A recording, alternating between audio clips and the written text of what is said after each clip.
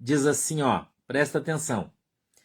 Naquele tempo, ouviu Herodes, o tetrarca, a fama de Jesus, e disse aos seus criados: Este é João Batista, ressuscitou dos mortos, e por isso estas maravilhas operam nele. Porque Herodes tinha prendido João e tinha-o amarrado, manietado, é amarrado, tá? Tinha-o manietado e encerrado, ou seja, prendido no cárcere por causa de Heródias, mulher de seu irmão Filipe. Porque João lhe dissera, não te é lícito possuí-la. Amém? Vamos lá? Fecha os teus olhinhos que a gente vai fazer uma oração. Inclina a tua cabeça agora, por favor. Querido e amado Deus, em nome de Jesus, eu peço, Senhor, que através do Teu Espírito Santo, o Senhor possa dar para nós o discernimento, o entendimento da Tua palavra, para que ela possa descer do céu, Senhor, do Seu coração, revelado aos nossos corações, de uma maneira simples, para que todos possamos entendê-la e compreendê-la, em nome de Jesus. Amém e amém. Eu não sei se você sabe, mas João Batista teve o seu ministério durando 1 ano. João Batista pregou o evangelho do arrependimento por 1 ano até que ele fosse morto. Jesus Cristo honrou João Batista, falando que ele era aquele que haveria de vir, né? E veio Elias, no espírito de Elias, não é assim? O espírito do profeta. João afirmou que os profetas vieram até João. E João Batista foi o último profeta de ofício dentro da Bíblia. Pastor, o que é um profeta de ofício? Um cara que vivia para ser profeta. Ele tinha a casa do profeta. Então você ia na casa dele, tinha uma placa lá. É claro que é brincadeira que o pastor está falando. Mateus 14, 1, Célia. 1, do 1 ao 4. Então teria uma placa lá, a casa do profeta. Ele passava o dia inteiro lá e ele era usado por Deus como profeta. Então profeta de ofício é que ele trabalhava como profeta, ok? Então, depois de João Batista, veio Jesus. Jesus, então, irmão, Jesus, ele veio como judeu. Jesus era judeu, ele nasceu no meio dos judeus e ele veio pregar o evangelho para os judeus. Mas a Bíblia diz que os seus não o quiseram. Então, Jesus veio para cumprir a lei judaica e ele a cumpriu até que ele morreu. No Evangelho de João, no capítulo 19, verso 30, Jesus Cristo encerra a sua vida na terra como homem, né? A Bíblia diz que Jesus rendeu o seu espírito e bradou tetelestai, né? Ou está consumado. Então ali Jesus entrega a sua vida, ele morre na cruz, ele entrega o seu espírito, né? Ele entrega o seu espírito, ele entrega a sua vida e ali então inicia-se uma grande obra salvídica, né? Inicia-se então a grande obra da graça e do Espírito Santo de Deus. Jesus Cristo, quando ele ascende, ou seja, ele sobe aos céus, a Bíblia diz que depois de ter ressuscitado, ele morreu na sexta-feira, às 3 horas da tarde, ressuscitou no domingo, às 6 horas da manhã. A Bíblia diz que ele foi visto por Maria Madalena e Maria, a mãe de Jesus.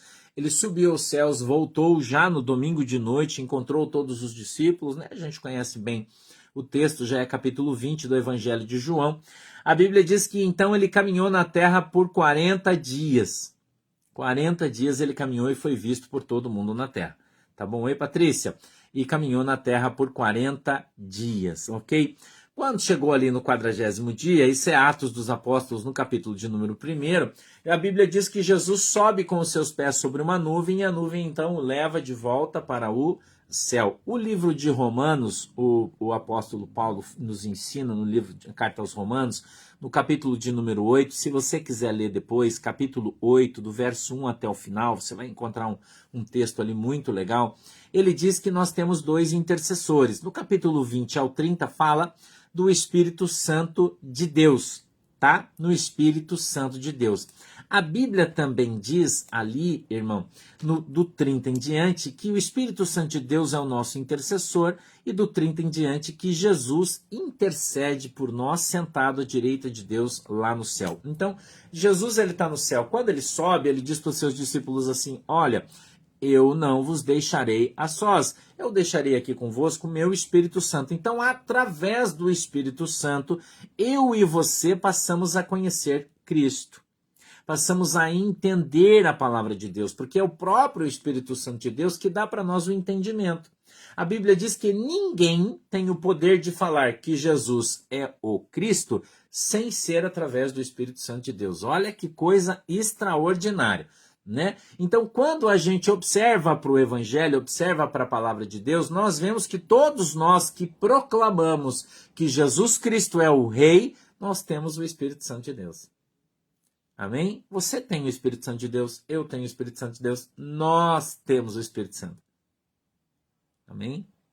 Então não ache que você não o tem. Você o tem.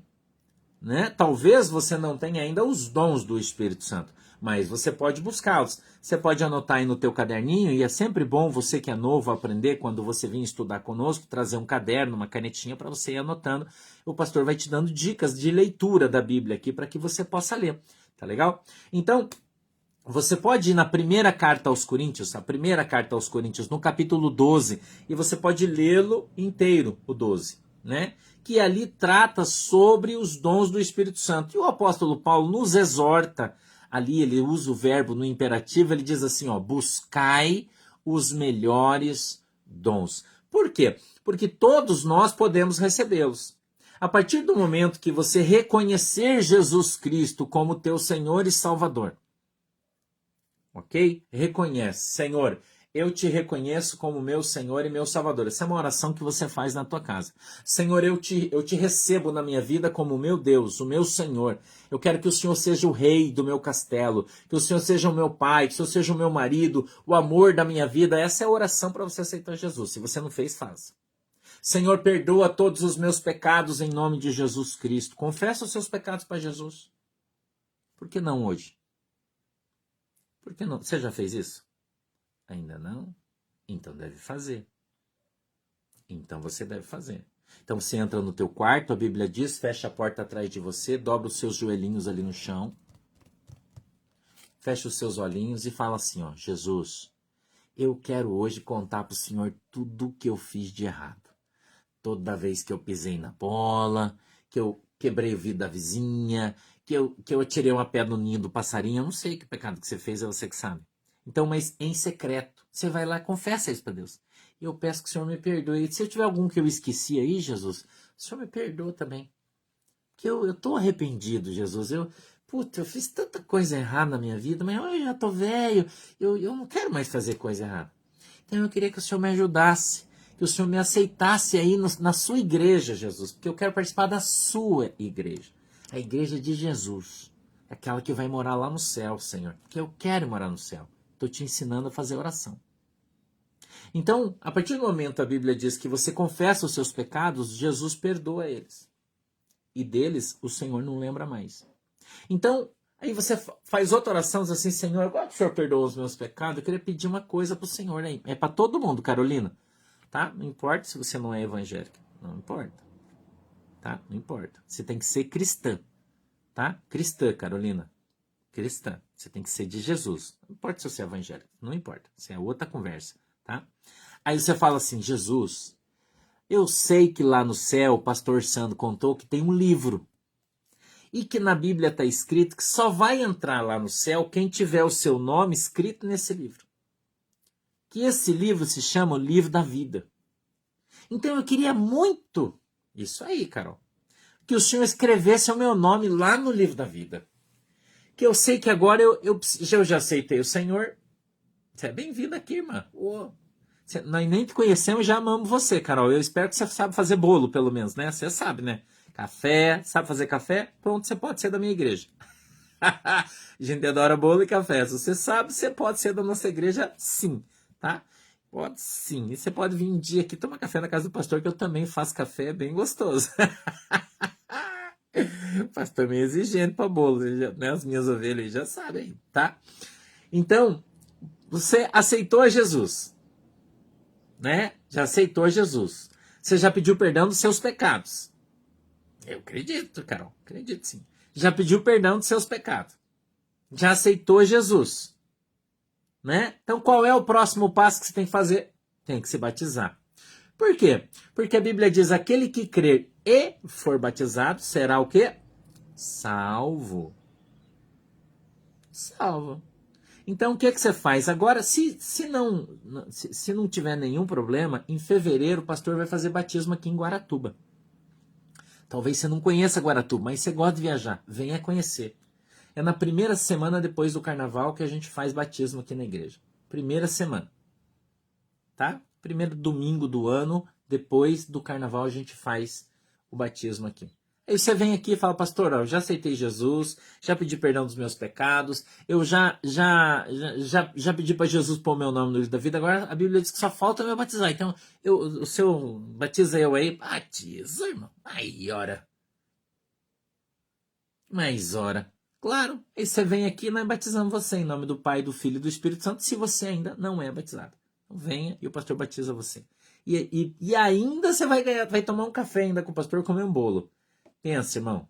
Né? Ainda, quem sabe até se você for muito, Jesus amar muito você, você vai comer uma costela ainda. Quem sabe, né? O pastor faz uma costela de fogo de chão aí, se não estiver chovendo, no batismo, e nós comer uma costela ainda. Não, tá bom pra você ou tá ruim? É, irmã Fúvia? Que tal? Irmão. É que eu vou explicar para vocês o que é o batismo, tá bom? Eu vou explicar para vocês o que é o batismo. Jesus, nós somos cristãos, certo? Estou ensinando vocês a ser cristão, certo? Com quantos anos Jesus se batizou? Jesus se batizou com 30 anos. Então, o batismo de criança vale? Não. Ele não é bíblico. Entendeu? Isso é uma outra história, é a história da criação da igreja, que eu preciso contar para vocês num outro dia. Tá? Mas por que o batismo de criança não é válido? Porque você tem que ter consciência. Não, irmão Marcial, a gente não tem no Espírito Santo ainda não. Você tem que ter consciência do batismo. Entendeu? Você tem que estar consciente. Não tem uma idade definida para você se batizar. Ah, tem que batizar com 13. Não, com quantos anos você tiver. Mas você tem que entender o batismo. Você tem que entender o que é o batismo. Porque se o batismo é para arrependimento de pecado, você pensa comigo aí, ó. Que pecado que uma criança tem que acabou de nascer? Nenhum. Então a gente batiza a criança? Não. Por que a gente não batiza? Porque a criança não tem pecado. O batismo é para arrependimento de pecados. Entendeu, Edna? É isso aí. O batismo é para arrependimento de pecados. Então a gente batiza quando a gente tem consciência do pecado. Então quando que você teve consciência do pecado? Quando você conheceu a palavra de Deus. Antes você não tinha. Entendeu? Por que a gente batiza quando é adulto? Não é uma coisa de evangélico, não. Isso é Bíblia. O pastor está ensinando para vocês o que a Bíblia diz. Né? Então Jesus se batizou com 30 anos. Tá? Justamente para isso. Tá legal? Então precisa se batizar. A Bíblia diz quem crer e for batizado. Tá? Quem quer crer e for batizado. Então precisa se batizar depois de adulto. Tá bom? Eu também nasci e cresci católico, fui batizado criança. Quando eu fiquei adulto, eu tive consciência, eu fui batizado de novo. Fui e batizei nas águas, porque daí agora eu quero. Eu também participei do catecismo, da crisma. É isso aí lá para trás já, né? Agora nós vamos fazer um novo voto e vamos descer as águas do batismo. Entendeu, Carmelita? Se você fez um batismo quando criança, deve batizar. Não é, na verdade, não seria batizar de novo, né? Mas seria da maneira certa. Entendeu? Sim, se batizou nos Mormons, precisa batizar de novo, tá? Então precisa se batizar em nome do Pai, do Filho e do Espírito Santo. Eu falo sempre para as pessoas o seguinte: se muita gente, eu vou falar aqui, você vai ver que vai ter bastante gente que vai falar eu. Cresceu na igreja, nasceu na igreja, na Assembleia de Deus, qualquer igreja. E o seu pai, quando você fez 12 anos, 13 anos, te obrigou a se batizar. Muita gente que está aqui. E quando você se batizou, você não queria, você, eu não quero batizar, ui, que mico, eu não vou, daí o teu pai foi lá, te deu um cacete, como aconteceu muitas vezes, e obrigou você a se batizar. Mas não era um batismo que você fala, pô, mas meu batismo parece que foi meio café com leite, eu posso batizar de novo? Claro que pode. Claro que pode. Pode e deve. Porque na primeira, entendeu? Na primeira oportunidade, quando você se batizou, você não tinha consciência do bem e do mal ainda. não tinham consciência do bem e do mal. Então você pode batizar de novo. Eu falo que é muito melhor se batizar 2 vezes do que você ter um que você não tem certeza se valeu. Entendeu? Então batiza de novo. Não tem problema. Né? Claro que serve. Tá entendendo? Então é isso aí, irmão Paulo. Não é isso aí. Mas eu conheço, eu vivi lá, irmão. Sei como é que foi. Então, eu batizei uma pessoa um tempo atrás que estava com 56 anos, que o pai dele era pastor da Assembleia de Deus. Eu vou te contar essa história. E o pai dele obrigou ele a se batizar quando ele fez 12 anos. E ele não queria se batizar. E ele disse que o pai dele deu um cacete de cinta nele. E ele foi tudo marcado de cinta pro batismo, com raiva, chorando. Não é, irmão Paulo? Irmão Paulo sabe o que o pastor estava falando. E ele se batizou, irmão Ricardo, com raiva, com ódio no coração do pai dele. Aí ele com 56 anos, ele me conheceu, meu amigo, sabia que eu ia fazer batismo, ele veio e falou, pastor, me contou a história dele. Fiquei tão triste. Ele falou, será que eu posso batizar de novo? Porque agora eu quero batizar. Agora eu sei quem é Jesus. Agora eu tenho amor no meu coração. E eu batizei ele de novo. Você vai dizer para mim que Jesus não vai aceitar isso? Entendeu? Então, gente, relaxa aí. Entendeu? Eu já falei para vocês que tem que parar com esse negócio de religiosidade, né? Para com isso aí. Entendeu? Para isso aí. Se eu pudesse, eu batizava todo ano de novo, irmão. Para pedir perdão dos meus pecados. Ia lá batizar de novo. Certo? Então não tenha neura. Batiza de novo. Você não tem certeza da primeira? Batiza de novo. Entendeu? Aí você vai ter certeza da segunda. Aí eu tenho certeza absoluta aí. Tá legal? Com certeza. Tá? Chega dessa religião aí, escraviza todo mundo, irmão. Tá? Chega disso aí. Escravizar todo mundo. Chega disso aí. Então, a gente vê, eu quero falar um pouquinho sobre o Herodes. O Herodes, eu quero que você entenda quem ele é, o rei Herodes. O rei Herodes era um tetrarca. Tetrarca, que vem de 4. Tá? Eles eram filhos do Herodes o Grande. Eles eram 4 filhos. Né? Na verdade, 3 e um não era.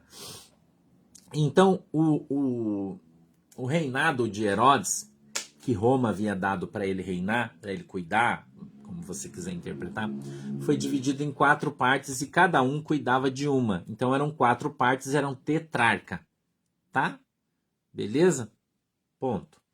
Ele seduziu a Heródias. A Heródias era sua sobrinha e era esposa do seu irmão. Era uma bagunça antigamente, né? Era uma bagunça aí antigamente. Esposa do seu irmão Felipe.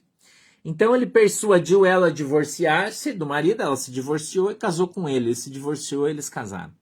Então João Batista, quando viu ele com essa moça, ele disse para ele assim: não te é lícito possuir essa mulher. Não te é lícito possuir essa mulher. O rei ficou indignado, porém ele tinha medo de João Batista. Porque João Batista era profeta. Que bom, Milan, vai ser uma alegria. João Batista era profeta.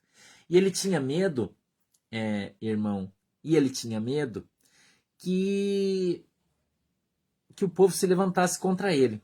Mas a sua mulher, astuta e enlouquecida, porque aquilo feriu ela, a verdade feriu ela, né? Ela então se preparou e conseguiu matar João Batista. Né? E conseguiu matar João Batista, e João Batista morreu e perdeu a sua cabeça. Você sabe, ele foi decapitado. Depois ele fazia um ano que João Batista havia começado a pregar. 1 ano. Morreu. Tá? 1 ano. Característica de João Batista. Primeira característica de João Batista: autonegação. Eu quero que você preste atenção na mensagem aí. Preste atenção. Primeira característica do profeta: autonegação. Ele disse: eu não sou, quem é Jesus. Autonegação. Quando você começa a ver uma pessoa pregando que diz: eu sou profeta, eu sou isso, eu sou aquilo, porque eu sou, porque eu tenho, porque eu sou. E abandone, irmão. Abandone. Tá? Abandone. Então, primeira característica do verdadeiro profeta de Deus: autonegação. Ele sabe que não é nada. Ele sabe que não é nada. E que quem age na vida dele é Jesus. Tá legal? Que bom, irmão. Deus abençoe você. tá? Então, primeira característica do verdadeiro profeta de Deus, autonegação, tá? Autonegação. Então, é negar-se a si mesmo. Jesus disse isso, ele afirmou isso, dizendo: aquele que quer vir após mim, ou seja, aquele que quer pregar o evangelho depois que eu preguei, primeiro negue-se a si mesmo. Segundo, pegue a sua cruz e siga-me. Ok? Então, a autonegação foi aplicada pelo próprio Jesus ao crente. Tá? Então, negar-se a si mesmo. Eu poderia aqui falar um pouco sobre isso. O que é negar-se a si mesmo? É abrir mão daquilo que você pensa, abrir mão daquilo que você acha, abrir mão muitas vezes do teu tempo, dos teus sonhos em função dos de Deus. Certo? Então, é negar-se a si mesmo, é abrir mão daquilo que você quer para fazer aquilo que Jesus quer que você faça. Então, você jamais vai ser usado por Deus, você jamais vai ser um santo homem de Deus, uma santa mulher de Deus, se você não abrir mão da sua vida em favor de Jesus Cristo. Você precisa aprender isso, tá? Segunda característica do profeta João Batista, ele tinha coragem. Então, se você for covarde, a Bíblia diz que você não vai entrar no reino dos céus. A Bíblia diz: os covardes não herdarão o reino dos céus. Em algumas traduções, o covarde traduz-se por tímido.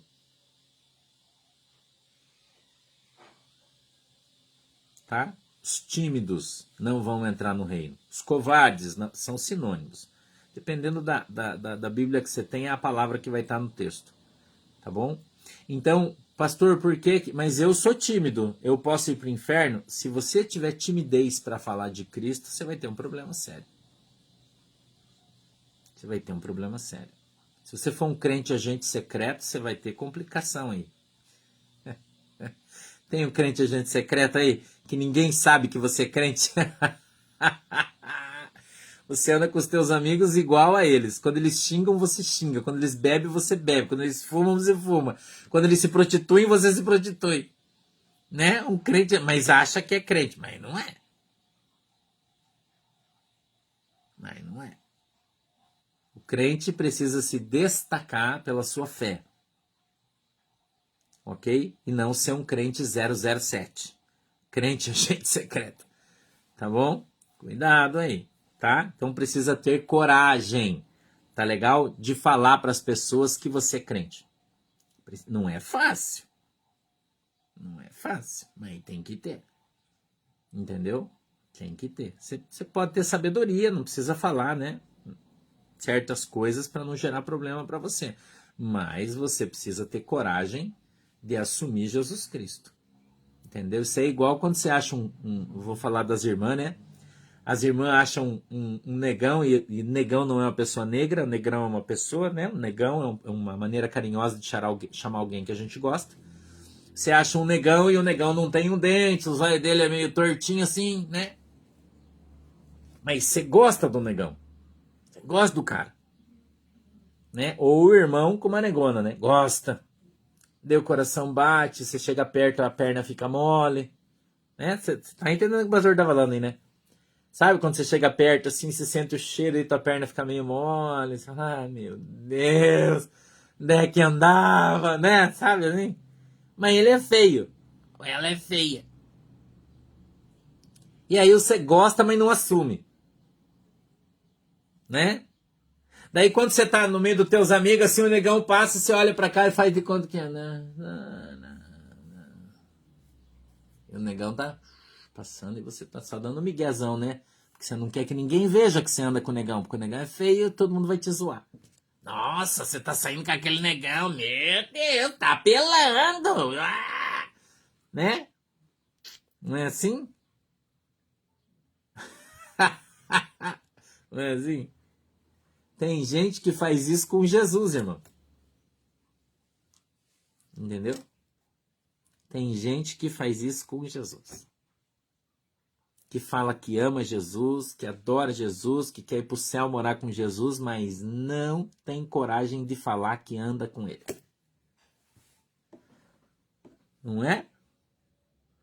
Não tem coragem, porque senão os amigos vão zoar, porque senão não sei o que vai ficar tirando sarro, porque todo mundo vai ficar zoando. Então quem ama, assume, irmão.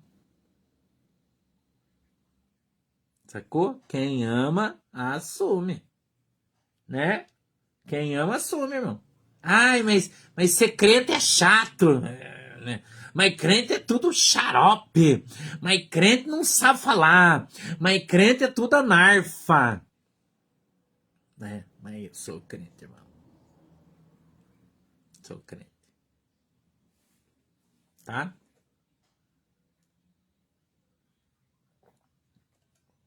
A Bíblia diz no livro de Isaías que Jesus Cristo não tinha beleza nenhuma. Não tinha beleza nele nenhuma. Tá? Nenhuma. Então, se, né? Não é pela beleza que ele vai ser atraído. Tá bom? Terceiro, obediência. Terceiro, obediência. Crente, para ser crente, você precisa obedecer a palavra de Deus. Tá? Para você ser crente de verdade, ser usado por Deus, você precisa obedecer a palavra de Deus. Tá? Terceira característica do profeta, obediência. Tá? Quarta, João Batista era um pregador poderoso. Nós temos que conhecer o evangelho. Pastor, mas eu não conheço. Então, conheça e prossiga em conhecer. Leia a Bíblia. Estude. Leia, leia, leia, leia, leia. Continue lendo. Tá? Quanto mais se lê, mais você vai aprender. 5. Humilde. João Batista era extremamente humilde. João Batista não era arrogante. Você quer ver um crente fuleiro? É um cara arrogante, uma mulher arrogante. Entendeu? Bate na mesa. É porque eu falo mesmo, porque eu sou de Deus, eu não quero nem saber. Gostou, gostou, não gostou, engula, porque eu falo. Arrogância. O Espírito Santo é manso. É humilde. O Espírito Santo não dá murro na mesa. O Espírito Santo não grita. Tá? Presta atenção no que eu estou te falando. Você vai reconhecer um profeta de verdade. Pelas suas características bíblicas. Bíblicas. Tá? Esse aqui é nós estamos no quinto. Sexto, santidade. Santidade. Tá? Você precisa ter santidade. Pastor, aí ferrou, porque santo é só Jesus. É, mas quando ele está, o Espírito Santo está em você, você está em santidade. Então você precisa ter a presença do Espírito Santo na tua vida e santificar a tua vida. Abrindo mão dos pecados comuns, cotidianos e diários, você já vai estar fazendo um grande negócio. Tá? Abrindo mão da mentira, da fofoca. São pequenas coisas que vão fazer você mudar muitas vezes aí. Tá? Da briga, do grito, do xingar, do falar palavrão, são as primeiras coisas que tem que sair da tua vida. Então a tua santidade você vai buscar, entendeu? Vai buscar, tá? Santidade é proximidade com Deus.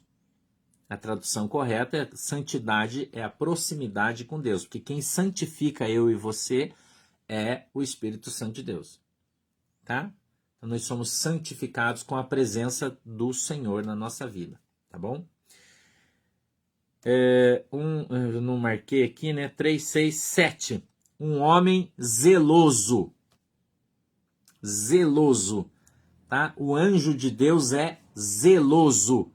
Então, você tem que ter zelo pelas coisas de Deus. É cuidado. Zelar é cuidar das coisas de Deus, tá?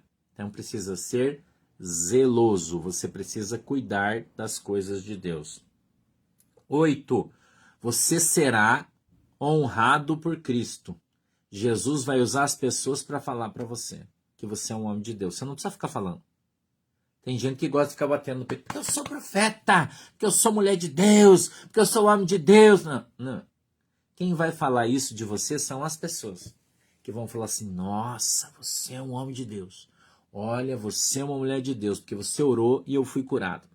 Porque você profetizou e aconteceu. Porque você fez isso e Deus honrou. Então, quem vai honrar você é o Espírito Santo de Deus. Você não precisa buscar honra, correr atrás de honra, de aparecer, tá bom? Quer aparecer, como tem certas pessoas aí no YouTube que querem aparecer, ficam gritando, batendo no peito, batendo em medo. Melhor seria pôr uma melancia no pescoço, né, irmão? Aparece mais, tá? Vamos lá. João Batista nunca operou um milagre. Então, profeta não é um cara que faz milagre. Amém? Profeta e milagre não tem a ver. Tá? Nunca operou um milagre. João Batista. Ah, mas Eliseu operou milagre. Sim. Elias operou milagre. Sim. Tem outros aí que operaram também. Tá? Mas João Batista nunca operou um milagre. Então não é necessariamente um fator determinante na tua vida. Ah, mas eu oro e não acontece milagre. Mas talvez isso não faça parte do teu ministério. Tá entendendo? Então não se sinta frustrado porque você ora e as coisas não acontecem. Talvez o teu dom seja apenas de profecia e você não tenha o dom de milagre. Tá bom? Entendeu? Então não fique frustrado e triste porque Deus não opera milagres através da tua vida. Se Deus operar as palavras proféticas, as revelações, já se dê por feliz aí, que já é uma grande coisa. Tá bom? João Batista, ele sofreu martírio. Então, se você acha, tá? Se você acha, escute aqui que eu vou falar para você. Se você acha que você vai ser usado por Deus de uma maneira poderosa e não vai sofrer perseguição, você está enganado. Tá? Você está enganado. Não é todo mundo que tem o dom de profecia. Eu já disse para você, leia a primeira carta aos Coríntios, capítulo 1, verso 12. Aliás, capítulo 12. Primeira carta aos Coríntios, capítulo 12. Lá fala sobre os dons. Tá? Então, uma vida de profeta, uma vida de um servo verdadeiro de Deus é uma vida de perseguição. As pessoas vão te perseguir. Vocês veem o quanto as pessoas falam mal de mim, né? Muita gente fala mal. Só que eles dizem assim, o pastor é isso, ele falou, não aconteceu. Daí acontece, o cara some, ele não aparece de novo para falar. Né? Ele some, porque ele não tem caráter. Entendeu? Não está preocupado com o nome dele. Né? Então, se você quer ser um homem de Deus, uma mulher de Deus, saiba que você vai ser perseguido. Isso aí, você não vai escapar. As pessoas, o diabo vai bater em você mesmo, entendeu? Vai bater em você de dia e de noite, para fazer você desistir da obra que Deus tem aí para você. Tá?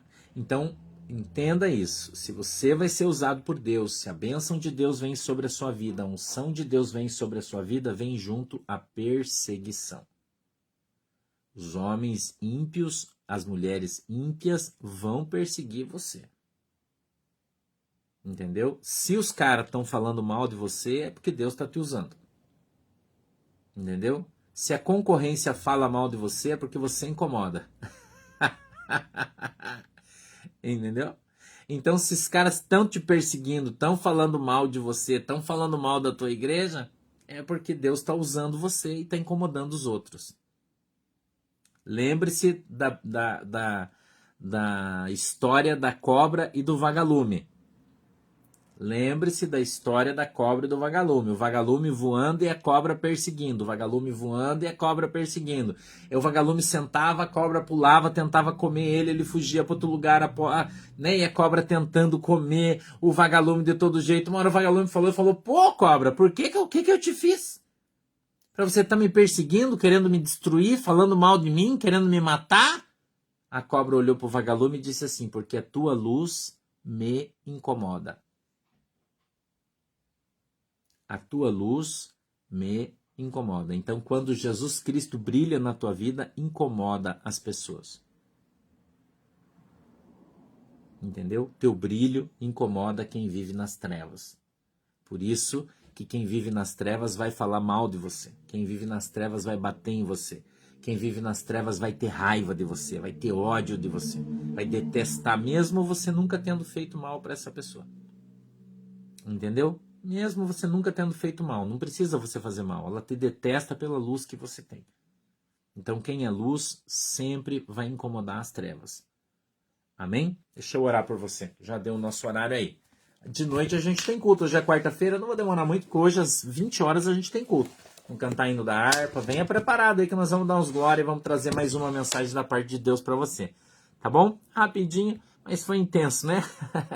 De noite a gente está de volta. Feche seus olhos. Querido Deus, em nome de Jesus, eu peço a tua bênção sobre todos os irmãos que nos seguem, que estão aqui participando conosco, sobre as nossas ovelhas, que a tua graça, a tua paz, Senhor, que o teu Espírito Santo esteja sobre cada um deles, os abençoando poderosamente em nome de Jesus. Eu peço que o Senhor abençoe a água que os irmãos têm colocado diante de ti, para quando usarem dela, Senhor, sejam alcançados nos seus milagres em nome de Jesus. Amém e amém. Deus abençoe vocês, fiquem com Deus e até a noite, às 20 horas, a gente está aqui de novo. Beijo para todo mundo. Tchau, galera. Tchau, galera. Deus abençoe.